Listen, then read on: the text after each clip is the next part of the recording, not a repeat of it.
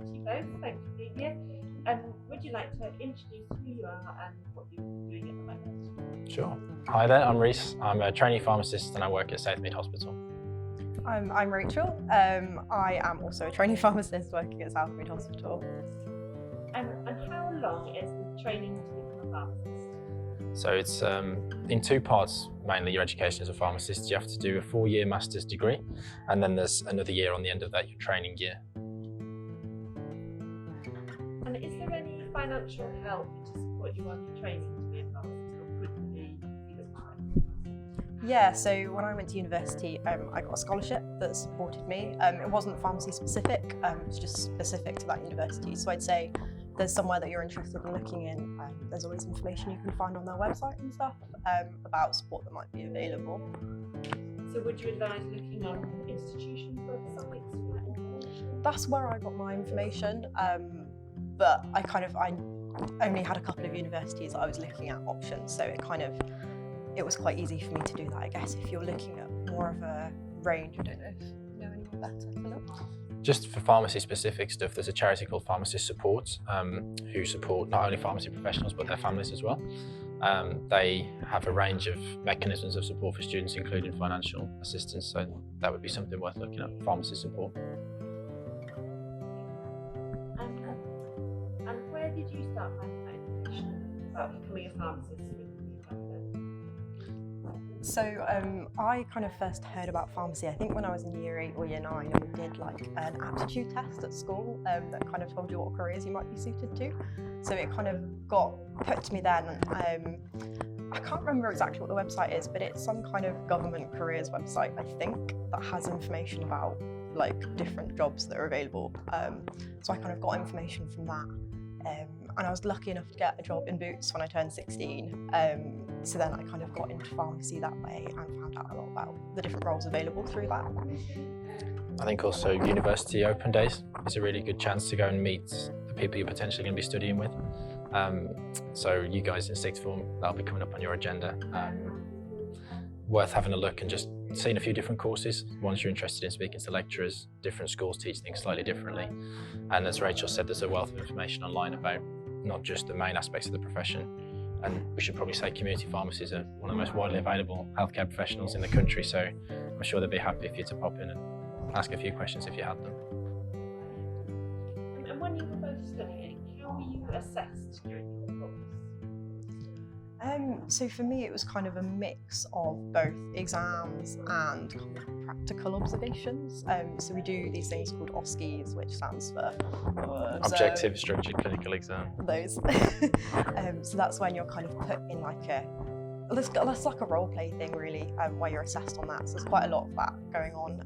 I guess where pharmacy is quite a vocational degree, where you're learning to do a specific thing. They kind of want to check that you're able to do that. And like kind of, you need more than just exams to do that, I think. Yeah, that's not to ignore the fact there are many exams in pharmacy that you have to pass, but there are also, you have your clinical exams, so your standard science kind of questions, calculations are a big thing in pharmacy. Rachel mentions your practical skills, consulting with patients, and that's one of the biggest aspects I think in developing as a pharmacy trainee is developing those skills that supplement the knowledge that you'll gain through your course. So you may already have those skills, you might be interested in developing them. So communication, time management, solving problems. Also reflective practice was something, it's not like a formal assessment, but you're encouraged throughout your time at university to submit reflective documents, which then continues into practice and you'll never stop doing it. With the main, and also placements. It's really good degree to go and learn on the job, as it were. In my second week of my first year of university, I was in a GP in Dudley, and that's a good thing I think in pharmacy education is you do get exposed to the workplace to allow you to form your opinions of where you might like to work. And what kind of facilities did you get to use during your studies? So I went to the University of Bath, so most of the teaching was on campus, so there's fancy science labs that you use for certain things. A lot of it was lecture-based or kind of classroom-based teaching, but as Rhys said, we have placements, so I spent time in hospitals and in community pharmacies as well to kind of see what it looks like in practice more. I did my master's in Birmingham, and one of the like unique things about my course was that we studied anatomy as well. So we got to use the prosectorium and study with cadaveric specimens, which supplements kind of the traditional lectures, small group teaching sessions, and placement-based learning. And what kind of progression opportunities are there within pharmacy? I think one thing that, I guess it relates to healthcare in general, but it's always growing and developing. So there is quite like a structured development that kind of exists for pharmacists in terms of doing further education and postgraduate degrees and stuff. But Rhys loves to find new things that he could try and do. Yeah, I would say, and certainly applicable in pharmacy, there are a wealth of opportunities that just aren't particularly well explored in the UK. So something I'm interested in doing once I register is train as a sports pharmacist and doing a postgraduate diploma in sports pharmacy. But just looking at the generic areas in hospital, there's an NHS banding structure. If you're interested in general healthcare jobs, that applies across the professions. So you'd follow the similar kind of structure as your doctors, nurses, physios, and progress through bands. Community pharmacies, you enter the profession as a manager of a store, and then you can seek opportunities as regional managers, or one of my friends actually works at a large pharmaceutical multiple, I won't name them, but he works now at their head office, and he's very early on in his career, and he has a job similar to this, reaching out to students and getting student engagement in pharmacy. So there's many opportunities, and I think even if there isn't an opportunity that currently exists, you're well equipped as a pharmacist to try and create those opportunities. If there's a healthcare condition you want to address, or a niche in the market that you think you're well equipped to deal with, there's usually a course or a person that you can get in touch with to explore that opportunity. So why did you guys decide to do pharmacy? Did anyone inspire you to do that? Wow, mine was quite a personal story. So I moved schools to do my A-levels. I used to want to be a lawyer, and then I started doing my A-levels and did all the science subjects. And there was a care home down the road from my school where my great-grand was a resident. So I used to volunteer to help out there, and it was a care home assisting with a lot of Alzheimer's and Parkinson's patients. And I got very interested in the actual medicines that patients were using, and so I developed an interest in medicine as an entity rather than as an academic vocation, and so decided that pharmacy would probably be more my cup of tea, as it were. It was also a balance of wanting to do a healthcare profession, but having a lot of interests outside of my work, like my sport that I do, so finding a career where I could pursue something I was interested in, but also maintain my life balance. Yeah, so I kind of, pharmacy, I guess, first presented itself to me through a careers text at school. But I kind of knew I always wanted to do something where I felt like I was serving a purpose and helping people, as cliche as it sounds. And science was kind of the things at school that I liked the most. So kind of combining those two kind of chose pharmacy quite nicely. And I was lucky in getting my job at Boots in 16. They kind of supported me quite a lot in following that path to be a pharmacist, and I got a lot of encouragement from them in terms of following that path. Yeah. And what kind of strengths and skills do you think you need to be a pharmacist? There are many. I think that's one of the best things about the training, actually, that I realised. I have an interest in pursuing a career on the side in the military alongside the work I want to do in the pharmacy, and the transferable skills that personally I think myself and many people I meet in pharmacy have developed. We briefly touched upon them earlier, include your communication skills. That works with both patients and conveying information in a way that's easily understood, with your colleagues and reaching decisions and managing disputes, and also just generally you're always an advocate for your profession in pharmacy. Even when you're not on the job, you're always representing a registered profession. It's the same with other healthcare professions as well. So, it's a profession that you buy into for life. Skills and strengths do you think you need to become a pharmacist? So time management and stress management, I think, are really important, because being a pharmacist can be quite busy. There can kind of be it feels like there's lots of things you need to do all at the same time, so kind of learning how to prioritise that, make the most of your time is really important. And yeah, like Rhys has touched on, communication, both in terms of talking to patients, talking to other healthcare professionals, just talking to anyone and everyone really, and kind of learning how to adapt your communication in different ways. Just on that, leadership and management as well. It's a career which very early on into your profession you'll be encouraged and expected to lead people with potentially much more experience than you. As a pharmacist, you work very closely with pharmacy technicians, and they look to you as a figure of authority even when you're freshly registered into the profession. So definitely a skill that I would encourage you to invest yourself in during your training. You're never too young to be a leader and to demonstrate leadership qualities. So definitely a big skill in pharmacy. And what did you personally enjoy about your degree? I studied in a medical school, so we were surrounded by doctors, dentists, nurses, physios. It was a very interprofessional, as we would say in the healthcare industry, place to learn. I was lucky enough in my first year to go to the Lake District with a group of students across all different healthcare professions, and it was a really good place to see how other people work, appreciate the roles that other people do, and therefore cement your understanding of your own and be confident in what you contribute to that team. Yeah, and I'll come on to it later, but there's a lot of opportunities for students in pharmacy that I was very lucky to take advantage of whilst I was at university. Yeah, so Bath was a bit different in that pharmacy is the only healthcare profession that is taught on site. So I didn't have that, but I'd say just kind of like learning the content of it. Like I kind of went into pharmacy because it was something that I was really interested in, and kind of going through the degree and kind of seeing how I was developing as a pharmacist and learning new things. And when you do actually remember something that you were taught a year ago, it's really satisfying. And yeah, I guess there's quite a lot of like classroom-based teaching and working in groups and stuff. So I did get really close with a lot of the people I was working alongside, and that was nice.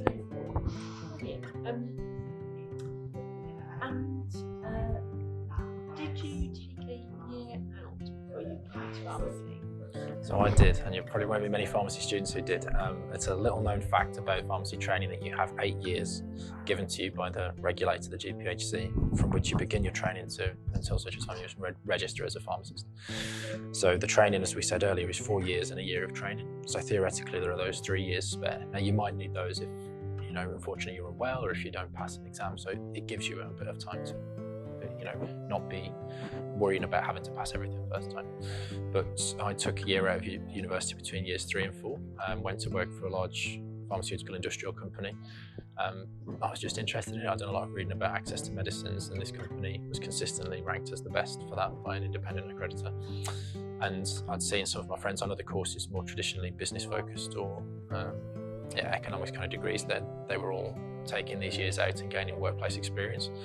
So it's definitely something that you can do as a pharmacy student, and I would recommend you explore that opportunity if it's something you're interested in. It helped me a lot. When I came back to my final year of uni, I got a job in a community pharmacy, and I was already used to working every day. So it gives you a different kind of skill set. I think university, you live in a very timetabled life, things are put on for you. You have to make your own way a little bit more in the world of work. And you meet a lot of interesting people. It's a great place to network and learn a bit more about opportunities that exist outside of your current sphere of influence. So I still keep in touch with people that I worked with. It was a really good experience. I did not take a year out. No, I just kind of wanted to crack on, I guess. I don't want to say get through it as quick as possible, but kind of, I guess, looking forward to the end goal of being a pharmacist and working towards that. Brilliant. And what kept you progressing when your course became tough? I suppose friendships that you make throughout it seems like a fairly obvious thing to say, but I used to work with the student body. Pharmacy as a course has a national student representation called the BPSA.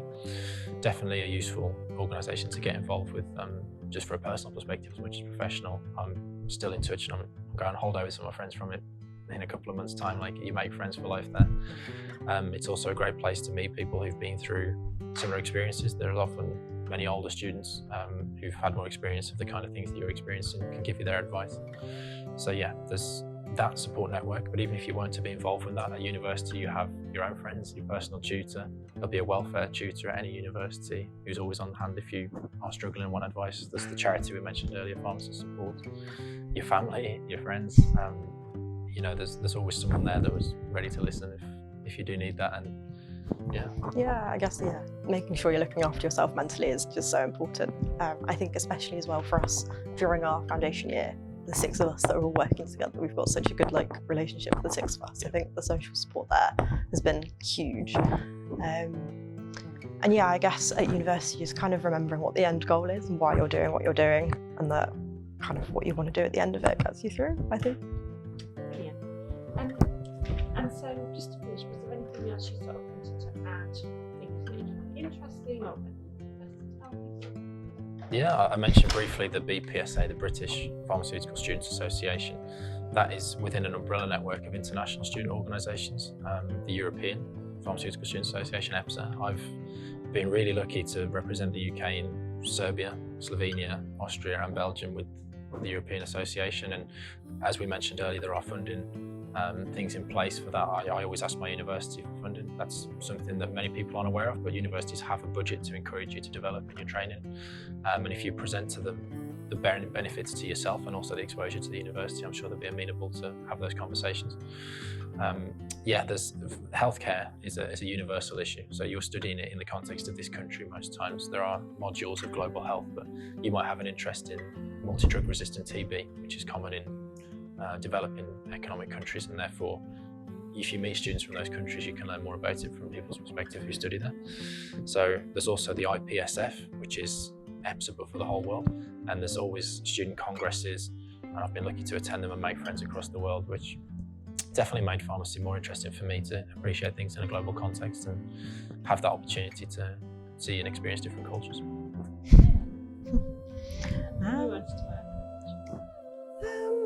No, I don't think. I guess if pharmacy is something that you're potentially interested in doing, trying to get any kind of experience in that environment to see whether you like it, because I think that's the best way of knowing if you're going to like it or not is by doing it.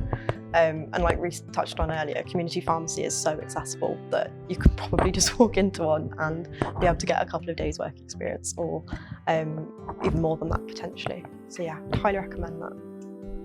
And I just wanted to think one last thing.